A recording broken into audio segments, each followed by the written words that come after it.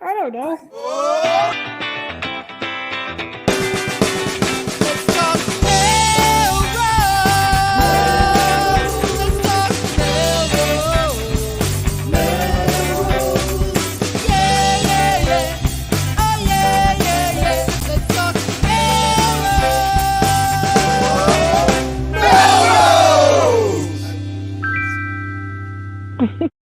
Good evening, Melrosians the world over. I'm Tom Catalini. I'm Sam Hammer. I'm Tom Shampoo. And I'm Jen LeClaire. And this is Let's Talk Melrose, a show where Melrosians are talking to Melrosians about Melrose. And what's with the sticker, Sam? I don't know. I voted. I made it. I feel like I survived this election day. The gauntlet of the election day. Yes. We'll What discuss. was so daunting about it? I suspect. Not daunting, but I didn't get to go at my kid's school like in olden times. So I had to like put it into my day. And even though I work from home, it did take a while to, and then after, and it's like cold, it's rainy. And like, I really have to want to go in order to go. And then I got to get in a car and then I got to drive across town. And I don't know if anybody went to vote at night, but they had like floodlights on. Did you see the lights? Yeah. The lights were blinding.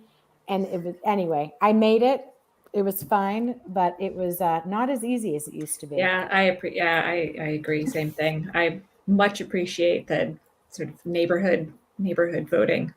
You're a bunch of whiners. You're a bunch of whiners. It's not that big of a deal. If you were going to buy potato chips, you wouldn't be like, "Oh my God, I had to get in the car and go to the store." I might not buy the potato chips. A lot. I mean, I might not buy the potato chips. It's important to point out that across town here is a 2-minute drive, a 3-minute drive. So we also had to take turns. Everyone has to drive. Everyone has to drive. We had to take turns because we couldn't both go at the same time. So anyway, I'm going to do voting by mail as much as I can. That's fine. Your kids didn't have school today? They were in school. I voted tonight. Yeah. Why didn't you vote during the day? Because I was working. Oh, I went during the day. So listen to this. I somehow went to the middle school and I went in the entrance on Melrose Street and I somehow still got it wrong and had to walk all the way around to the gymnasium.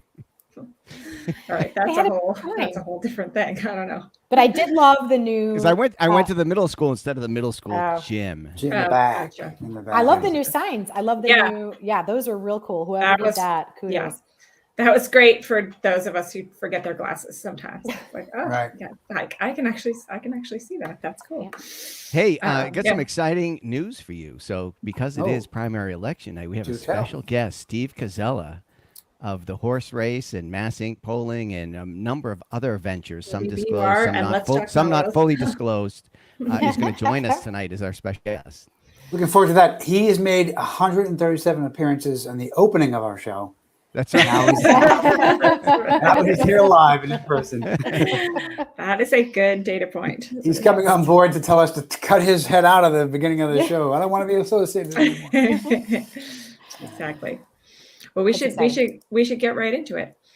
We should before we get right into the news, though, we should extend a big hola welcome to all of the high school new Spanish exchange students have arrived from Valencia. So a whole set of students have arrived. They do that every year. So first, the students from Spain come, and then in a couple more weeks, the students from Germany are going to be here. So that's always a lot of fun, and it's a lot of fun in the fall because they love to go to the football games, and it's fun to watch the football games through the teenagers from another country's eyes because they just love it. They're like, oh my God, it's just like the movies. It's really cool. Also, Jen, isn't in a lot of other countries, sports isn't necessarily associated with school either, right? Isn't that a little bit of a yeah? novelty? You're usually in a club. Yeah, right. Yeah, exactly. It's usually out. It depends on the country, but you're usually outside of school, like through a club or something, through a community club. Yeah, exactly.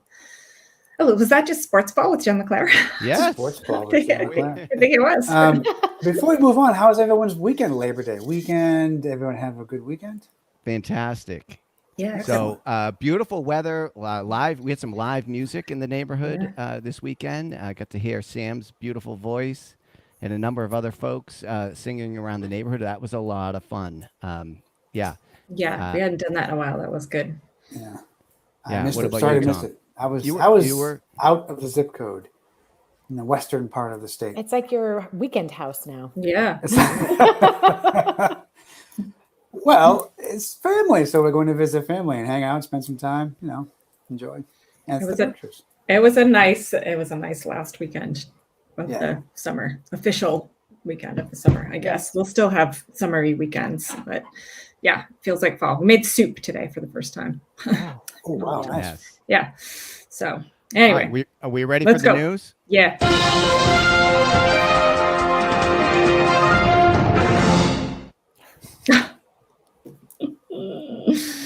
Oh my gosh.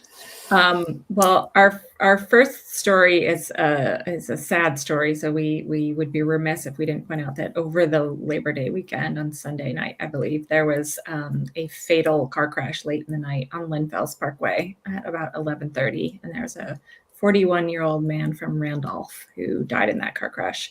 And what I learned from Dakota's patch reporting also, so that's the second, and residents were saying that's the second time in a month that same spot had been hit. And so a couple people, I mean, it's horrible that people were injured and people died.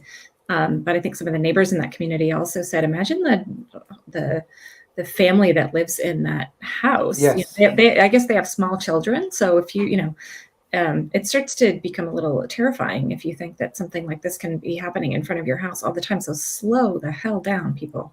Please. You got some traffic calming or something over there. Yeah, it's funny. It's been recently redesigned, right? There's bike lanes and there's painted lines and there's some things, but really not enough. And on the other end of Lynn Fells, we had a guest on the show, I think, talking about on the other end, coming down the hill of the Fells Way. Towards school. Towards ultimately towards like Grimsby's, but coming from Malden that way. And they, again, some painted lines and things. And I know DCR had looked at some things, but it's just not enough. And I remember, maybe it wasn't on the show, maybe I went to one of the public meetings, and the woman who lives on that street was like, I don't want to walk my kids down there. There's no guardrails. So it's a little dicey out there. Yeah. The Lynn Fells has some sections that are too fast. I don't know. Even just walking and feeling the cars going by you too quickly is a little bit unnerving as well. It's not fun to be out there doing that. So I can see where that would be hard for. I mean, if driving through Melrose, you should go as slowly as possible. Look around. Soak it in. So much to take in. See the people. The new railroad bridge. Stop at a parklet. Stop at a parklet. Right. Exactly. Well, it's a sad story. It really is too bad. I'm sorry to hear that. Yeah. So we'll see what happens for that, but hopefully eventually something. There's a brighter story listened, and I'm wondering if Tom has done some investigative journalism and confirmed the rumors he was spreading on last week's show. I've done some investigation, Tom. Thank you very much. I have learned nothing new. No, I'm just kidding. What? No. Paul and Liz, Mayor Paul Broder and his lovely wife Liz. There's a dog in the family, it looks like. So a dog named Wilbur. There were a couple of names being bandied about. I think Wilbur was the name that was first proposed, and then it kind of stuck. So Wilbur, I believe the pig from Charlotte's Web. I'm not calling Paul's dog a pig. I'm just saying the name comes from Charlotte's Web. Is that where it comes from? It's not Wilbur and Orville so. Wright or right? Yeah, no, I think so. Is it the Ambler? Is that the We'll have to talk to his agent. We'll air a correction. That's right. Yeah. But anyway, it's nice. Dogs are great. So good for them. Yeah. Just don't walk him on Lynn Fells. Thank you. Mr. Ed as well. I thought so. It was like Mr. Ed. Oh yeah. Yes. Yeah. Oh, that's right. So there's a bunch of stuff coming up this weekend. This is one of Melrose's favorite weekends, and there's a few things coming up. So the first, let's. Well, add can in I here get too. to something? How about something even before the weekend gets here, Jen? Yeah. Where are you going to be tomorrow night? Ow! I don't know.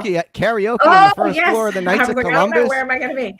Beaches Barbecue, serving barbecue sandwiches. It's going to be tomorrow night. It's tomorrow Wednesday. Wednesday night. It said it's a fundraiser. Who's it a fundraiser for?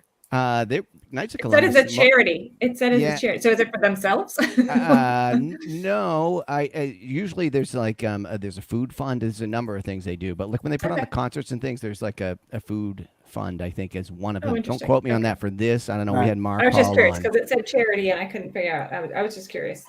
Yeah, so they do a number of events that are charitable, and usually it's a food related. Gotcha. Okay. Sorry. Tom, cool. Yeah. No, I was just going to say. I was going to say we should take the show to a karaoke night. Oh my God, we should karaoke together, sing the news. We'll karaoke the news. Steve will be in, I'm sure of it. We're just going to announce when he comes on that's what we're doing. And so I guess the guy who does this karaoke is legit, right? He's the guy from Grimsby's. The one time I went, I remember him from the one time I went after we won the Family Feud thing. Yes. That was I don't remember much of that. Yeah. So that guy's legit karaoke MC, I guess. Cool. Real deal. All right. Well, okay. So yes, that is what I'm doing Wednesday. Then everybody come out Wednesday night. Come on down. Check out the karaoke. Thursday night. Thursday night open mic. And then Thursday night open mic. And so then after once you discover and realize that you have all this talent, this undiscovered talent that you didn't realize that you had in Melrose, then you should come on Saturday morning at 9 a.m. at MMTV to Pitch Perfect. That is an event that a number of organizations in Melrose collaboratively are putting on together. Melrose Creative Alliance, the Cultural Council, Messina Fund, the Rotary, Melrose Co-op Bank. And it's introducing people to funding opportunities in Melrose for various arts and creative projects. We're bringing on Sarah Bruckner from Celebrity Series Boston is going to talk about budgeting and grant writing tips. It's going to be really good. And there's a couple dozen people signed up to talk about their ideas and ask questions of our panelists. So that's going to be a fun, informal, helpful event. So come on down. There's a link. It's free, but there's a link to sign up just so we know how many people there are. How many people do you think pitching would you love to see there? Like so it's informal.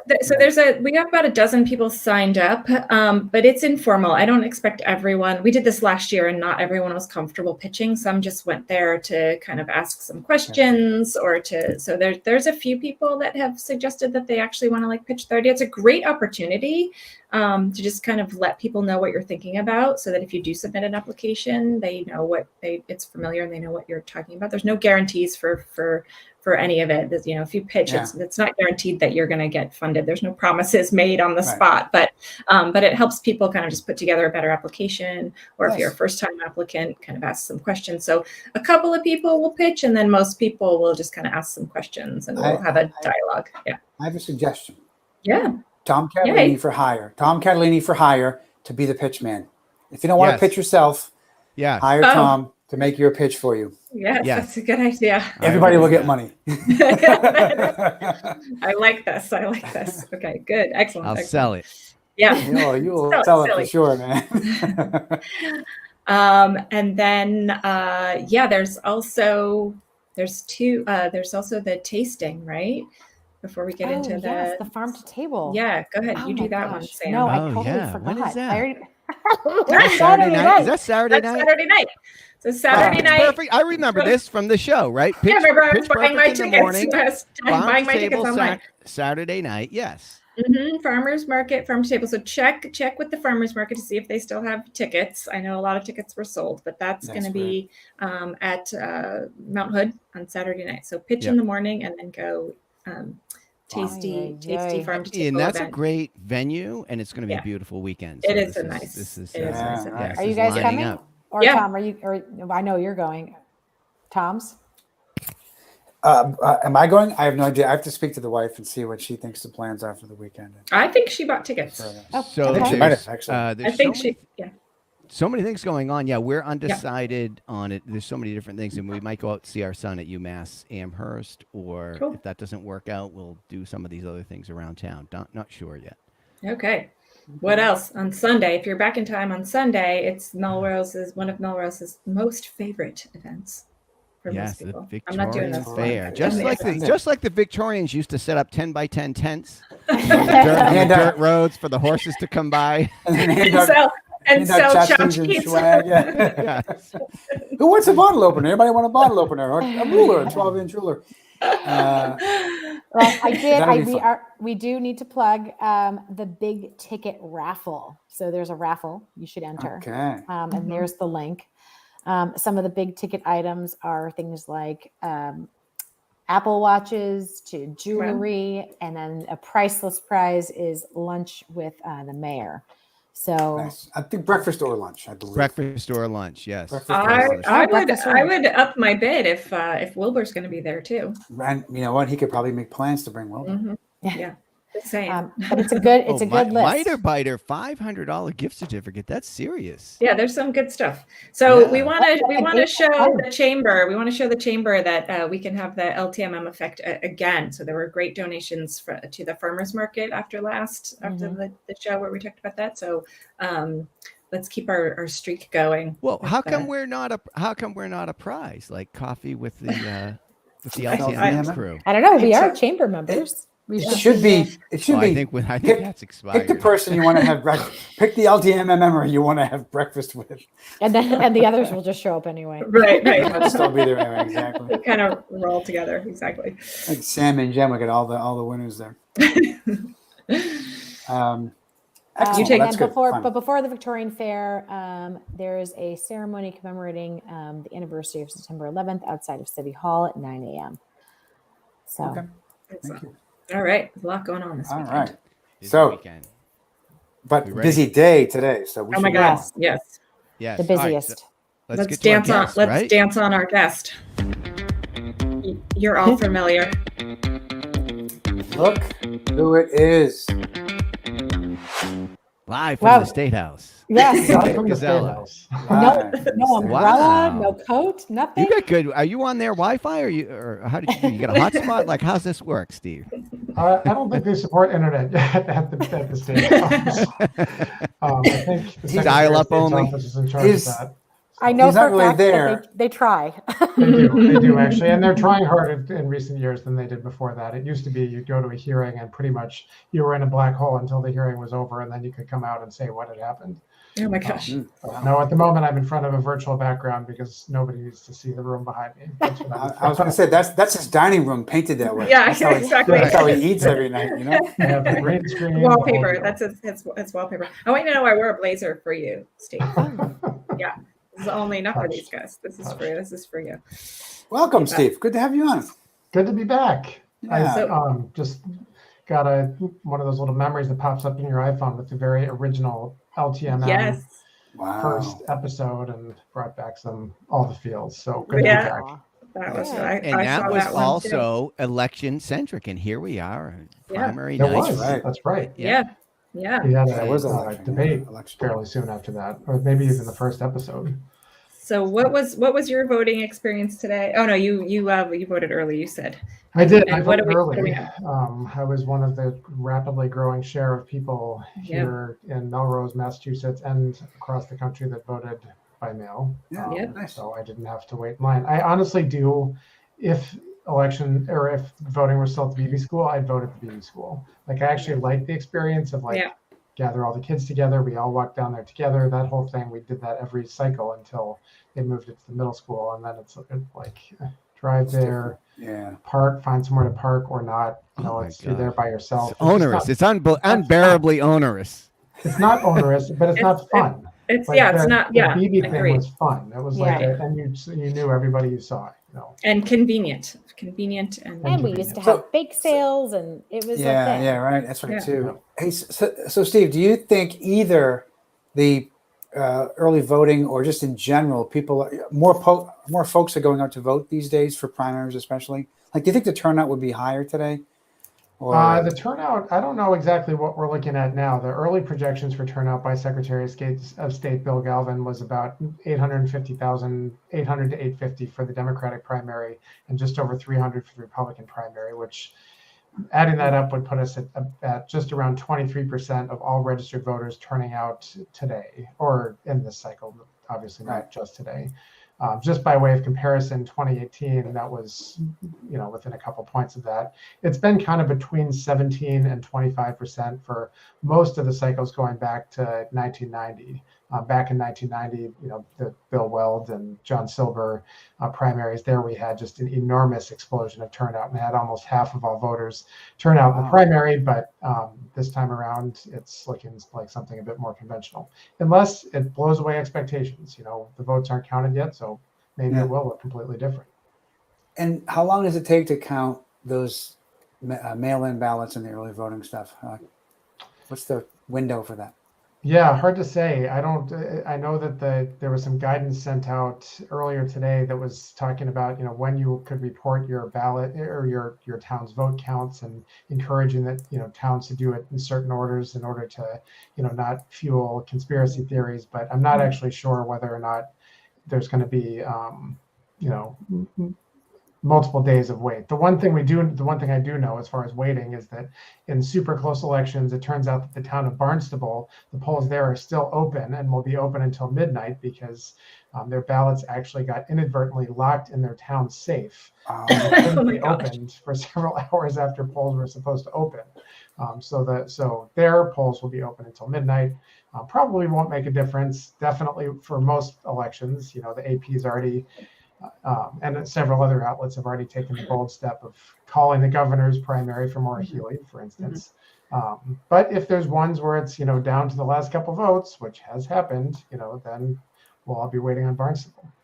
So I saw this on the news about Barnstable, and my goodness, Steve, what if you were having a turkey sandwich and you went in to check on something in the safe and the door shut behind you? Like they had the DPW, the fire department, and locksmiths all day. They still don't have the thing open. They had to print alternative. Yeah. I didn't realize that they never actually got it open. That's amazing. They were still working on it at the 6 o'clock news. Oh my God. Yeah, they printed alternative funny. ballots that can't be machine counted. They have to be counted by hand. And the people who volunteer for the $35 stipend or whatever you get as a poll worker, they can't start counting till midnight, and then they have to count everything by hand. Oh, bummer! They're like, that's not what I signed up for. Oh my Let's God. hope it doesn't get down to that, because you can just imagine the conspiracy theories that will fuel also. Yeah, right. There was an interesting article today that Sam, thank you, Sam, for forwarding it to all of us before we got a chance to talk to you, Steve, but talking about, maybe you can fill us in a little bit more, talking about where is all the information for informed voting? Where's the communications and the information to inform voters? There's like more enthusiasm. In a nutshell, it said something like more enthusiasm, but less knowledge and less information. Yeah, definitely a major issue in this poll, or in this election cycle. We did a poll for Priorities for Progress, which is a group that focus on solving some of these issues and focus on good government and so forth, and found this was back just maybe, it was done earlier on in August anyway, and there we found asking about the Secretary of State's race, half said they don't have enough information to make up their mind. 71% said it for auditors, 60% for lieutenant governor. So majorities or near majorities in each case saying they just don't have enough information. And then you look at the actual candidates and you see in some cases 70 or 75% of likely voters, the people who are most likely to turn out, don't even know who the candidates are. So Diana, I was wondering if that's some of the information that's missing. Like you might answer, like I don't have any information. Like I don't know who's running. Who's running? What do they do? What are the differences? Wow. Diana DeZoglio, 75% never heard of, or 76%. It does change sometimes. The candidate who's had the most success in changing their arc as far as just nobody knowing who they are is Shannon Liss-Riordan running for Attorney General. And I'd bet that each and every person on this podcast has gotten so many web ads and mailers and TV ads. She is in my Instagram every time I look at it. It's incredible. Her in a blue blazer. Yeah. So she's used just a staggering, almost $10 million, maybe over $10 million by the time all is said and done, of her own money to blanket the airwaves. It's pack your mail, your inboxes. And what is she running for? Your Instagram feeds. What's that? What is she running for? Attorney General. And why would you spend $10 million of your money to become Attorney General in Massachusetts? You put that in an index fund, right? I mean, you can spin off a nice living from that, Steve. Like, why would somebody spend $10 million to become the attorney general, do you think? I mean, as somebody with many times that amount, I can easily imagine doing that just for sort of a flight of fancy. Like, I myself would probably go for something more like treasurer. In all seriousness, I don't, she has the money, she wants to be attorney general, and certainly has a legal background that lots of people seem to feel is suited to the job. So we'll see. We'll see where it ends up. Yes, I remember one of her first interviews was when she was running 2 years ago, and we had her on. We had her on the horse race. We were at Suffolk Downs at That's the right. last, Oh god, last race live. Yeah. What do you? What do you think is the difference in terms of getting people access to information? What do you think is the difference over the last few years? Is it change of behavior in how we read the news and access information? Is it people aren't printing stuff anymore? Is it COVID, post-COVID, new world? What do you think is going on? Yeah, I mean, the thing that perhaps is cold comfort, but that when I look back at our polling from 2014 and 2018, it hasn't really gotten worse. It just has, down ballot offices often haven't gotten as much attention. So, we think back to 2014 and it's like the blockbuster, Charlie Baker and Martha Coakley election. But then we asked a question in mid-October, what office do you think the two lieutenant governor candidates are running for? And then we named the candidates, and only like a third of people knew. And this was in October, weeks before the general election. And, Karen Polito, and the Democratic nominee, only a third of people knew who, what office they were even running for at that point. When we look at some results from 2014 and we kind of see a similar thing where, in that one, even major party nominees like Jay Gonzalez, not a lot of people knew who he was, or a lot of people didn't know who he was. So not necessarily a new problem, but definitely depressing. Okay. I got up this morning and I went to I did a little Googling and ended up at the state's website where you can put in your address and zip code and it tells you where to vote and all that. But it also gives you just a simple picture of the ballot, which is all I wanted. And I'm unenrolled. And so my first decision is, do I vote in the Democratic primary or the Republican primary? So, but just to get the basic information, like it's hard to get information that's just basic stuff without, and I avoid all the ads. Maybe because I'm unenrolled, I haven't seen as many ads as, if they're fighting out like a Democratic primary or something like that. But also, lifestyle wise, you're watching, or for me, if I'm tuned into media, it's like Netflix or like intentionally things that are like commercial free. So it's different than the old days. And if it comes on TV, you do the DVR thing or you ignore it, or it's just like I have no interest in watching anybody's ad. And then these people are texting me now. Yeah. Yes. Definitely. And I just have to block all of those. And it's, I don't know. But anyway, I think if it was easier to get just basic information to start with. So I know here's what the ballot looks like. And then if I could kind of get some, go from there, it's better. Cause like, even when I did that this morning, I was like, oh no, there's going to be ballot questions, which aren't on the primary. Of course, it's not till November, but it's like, oh, I got to think about this. There's a few questions on here and those are always kind of complicated and sometimes they're worded funny. Yeah. And so like, I just want to at least have a chance to see the basics before I go to the poll to figure out how much research I might want to do.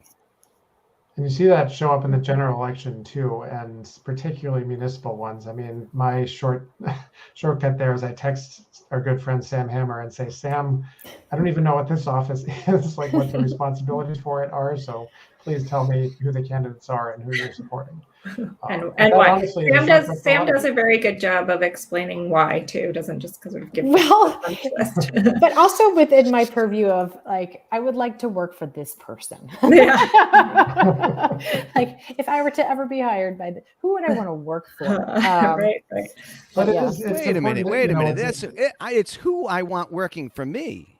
That not in Sam's case. Not this cycle.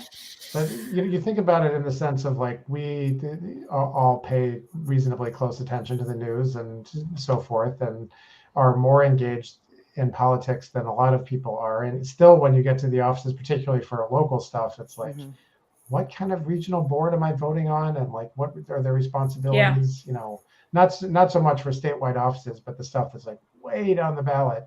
Right. You know, how do you do that? And the answer for me is ask somebody who knows. So thank you, Sam. Yeah. More often than not, those way down ballot seats are because nobody knows about them or what the job function is. They often are uncontested. You're just like, okay, this person wants to do this. All right, sounds good. I don't even know what this is, right? And we have a lot of those. Or there's like there's a local multi-community board for like the Voc Tech High School, right? So, you know, we've had some folks on the show and we've talked about things like that here that are just like I've learned about from kind of researching for the show. They had a funding vote related to that went through all the towns, or like who's on these boards. That's why I like to just see the ballot in advance. Yeah. Yes. The basic information. The ads are not helpful to me. Right. I've written each and every one of you in for various things also in past elections. Great. So you're welcome for that. I've done that too. Not myself. Yeah, it was good. It's a good day. Yeah. And I'm super excited to see how it turns out, because I think, you know, it paves the way. There are so many great options on the Democratic ticket that any combination is really going to propel us forward. So I'm excited about whatever turns out tonight. So. Yeah, I agree. There wasn't. I don't think there was anywhere I feel like I could turn that I wouldn't be happy with, but I definitely had some preferences. But so cool, awesome. Well, we'll keep it locked to where were you looking, Steve? WBUR, you said? Yeah, I'd say WBUR. Just eyeballing it right now, it looks like, you know, so far close in the gubernatorial race on the GOP side. It's hard to tell just not knowing where these votes came from, but that's one I keep a close eye on. Attorney General also is one to keep a close eye on, just because of the surge that we sort of talked about. Looks like the AP has called the Secretary of State's race for incumbent Bill Galvin. He's ahead by 45 points at the moment, so that makes some sense. And then also keep an eye on auditor, because that's another one where there were just so many undecideds and so many people who didn't know who the candidates were. It can go any which way, I'd say. Awesome. It's exciting. How does it feel to be back on the show? Have you been practicing your dance moves? You remember that's how we roll out here. No, and I'm actually in contact with your legal department about having my image charging royalties for my you signed a release way back in the day. We have copies of that down in the. It's actually it's in the safe. I show it to you. I can't open the door. Hey, locked in there with Tom's sandwich. Not to state the obvious, but wasn't Tom Shampoo on the show a little while ago? Like what happened? He did not agree with the analysis, the political analysis. Right. He left. He was very offended that nobody bullet voted for him in an uncontested race. He got kicked off the internet, which is weird. Oh, but he did have. He's not even at the State House. No, he did. I was trying to get a screenshot of his handsome frozen face, because I didn't even realize he was. I didn't realize for a while that he was frozen. I thought he was just looking at his phone. So yeah, it was good. You would definitely know it if I was frozen. I'd be like. So what do you think about next, Steve, as we look to November and the dynamics? So the results here will be in and whatever, but like there are different dynamics of like the ballot questions come on, and I don't know if there are other new things to vote on in November. And so when you look ahead to that in the larger context for the state of Massachusetts, how's that looking? Yeah, I mean, the thing that is probably going to happen is that almost none of the statewide offices will be very competitive. You know, that the Democratic candidates are expected to win fairly comfortably for at least most of them. You know, there's a couple that may draw some interest. One would be, Anthony Amore for auditor is one that potentially gain some attention as somebody who might have a chance. And, if Chris Doty does manage to win the Republican primary, then he'd certainly have a better shot than Jeff Deal. He's the more moderate of the two candidates, and Jeff Deal, of course, is former chair of the Trump campaign here in Massachusetts. So he would really struggle, to kind of grow beyond the Democratic or the Republican primary electorate. But the really interesting one for the fall is the Fair Share Amendment. It's the big ballot question, which would add a 4% surtax to incomes over $1 million. And that one's interesting because, it's something that's been tried before in the sense of adding some sort of progressive element to the tax code. And because the polls have shown a bit of tightening. It was winning with 70% or so support, for a long time, for years, really, because the effort to pass fair share has gone back years now. But now we're seeing it more like, 56, 57% support or so. And that's not necessarily unexpected. Ballot questions start high because the people who support it and put it out there, think it's a good idea, and they're the only ones talking at the beginning. And then the no side kind of gets themselves together and starts campaigning and running ads and trying to poke holes in it. So, then the no side starts to grow. I see. And then you kind of expect at the end, oftentimes the yes side of any ballot question is kind of holding on by their fingernails by the end, just hoping that they're one vote over 50%, because the people who are undecided at the end, the tendency is, right, I don't really know what this does. I just kind of want to keep it the same. Yeah, I just want to keep it the same because no keeps the status quo. So that's one that now once this is over, I think there'll be a lot of interest in. Yeah. What about because you've talked about our state house being, not refreshed so regularly. So what about the state reps and state senators? And because I think you follow that stuff closely, right? And well, it is one of those things, weirdly, like in Massachusetts, once you get in, you're tend to stay in for a long time if you want to, right? So does that look to be, speaking of write-ins, does that look to be continuing to be stable and along that, or do you see any upsets happening there?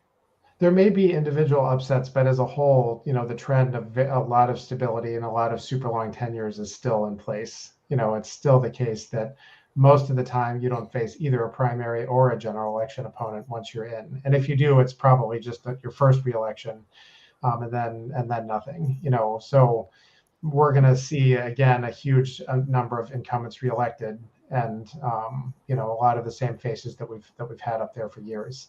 The other thing that happens is that something like a quarter or a third of reps and senators, when they come in special elections, where it's very fast, and it tends to go to somebody who already either has money or is somebody's chief of staff or has the connections already. So, it's not only an insider's game to stay in, it's also in many cases an insider's game to even get in. Mm-hmm. Yeah. Well, we saw that here in Melrose. I mean, that happened here too. And it's, they're smart, you can't fault anybody for playing the game smartly. So, but yeah. So I think that might be one of the things I might guess that contributes to why Massachusetts tends to go for a Republican governor, right? With the state house sort of so settled that way and heavily Democratic and a little bit kind of baked in that way. So if Maura Healey wins, this is the first time we would have a Democratic governor since when?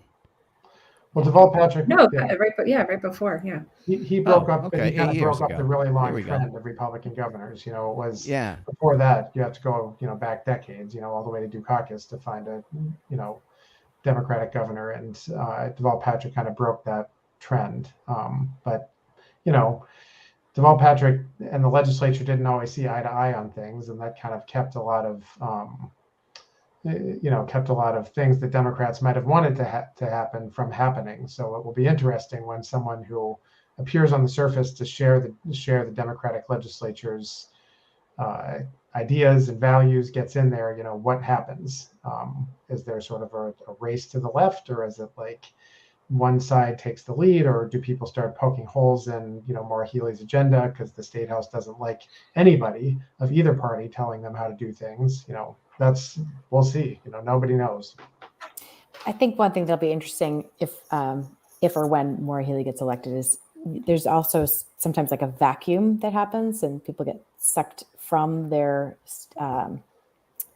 legislative seat to go work in her administration. So Tom, get ready just in case. Oh, that would be the special election. That's my chance. That's my chance to get in. Get ready to reluctantly serve. Exactly. Yeah, you want that parking spot. I mean, it's great. And there's all the dominoes that happen, and there's further down the ballot special elections, and it's permanent employment for political Massachusetts podcasters. Yeah. Well, I can't wait for the day that you decide to put your name in the hat. Is that what it's called? I was like, the name in the ring. In the ring. Hat in the ring. Your Way keys to in the bowl. Hat and then keep in the ring. Because I think you've been studying this so long that you make a phenomenal decision maker at the end of the day. So thank you, Sam. When you're ready to move on, you just holler down the hill. Up the hill. Well, it is fascinating because you learn so much through your work in polling. You really do have a finger on the pulse. That is kind of amazing. So, by the way, we should plug the horse race, right? So if you want to go deeper into any of this stuff, any political topics, you dial into that podcast, and it's very I don't know what the word is. It's very like sort of inside track, but very approachable. So like I'll listen to the horse race if I want to know about something that's going on, and it's not off-putting because it's sort of super insider, but you're getting like good information real quick. And a lot of the stuff you talk about there and elsewhere, it's just interesting to like the polling really is a pretty strong finger on the pulse versus like me learning about this ballot question today and just kind of wondering in my head, like, I don't know if that's a good idea or a bad idea, which probably leads to what you said. Like you start to kind of default no when you're less informed. So if you want to get informed about that and other things, dial into the horse race. Available wherever podcasts are available. I endorse. So, all right. Anything else we should be paying attention to that we forgot? No. I mean, that's all I got. Well, I'm going to give you one more thing if you haven't. Okay. So Cloud9 is closed now in our neck of the woods for ice cream, but the Giffords ice cream window over at the New Mexican place, thumbs up. Really? Oh, at Santa Fe Burrito. Santa Fe Burrito, thank you. Yeah, Giffords ice cream is made in Maine, so it's a different thing to get down here. It's very good. Okay. Highly recommend. Walk up to the window. They have toppings and things? Is it like a full? I don't do toppings, so I don't know. Okay. Yeah, well, I don't either. We'll have to go. We'll have to go scoop it out. It's been open all summer, right? I just kind of forgot about it. I know. I forgot about it, but I started going, and it's very good. And I guess that would be my only critique is not only do I not like toppings, I don't like that all these things have to have all kinds of stuff inside the ice cream. Just good old fashioned, ice cream is all I need. Okay. But anyway, you're a nuanced man. Yeah. As you keep reminding me. Yes. Anyway, that's my tip for those of us in this neck of the woods. Thank you. Awesome. Steve, thank you for coming on. It was a pleasure. Yeah. See you. Thanks for being our go-to. I'm going away before I can be taped dancing. So No way. All right. We'll play the music. Right. See you around town.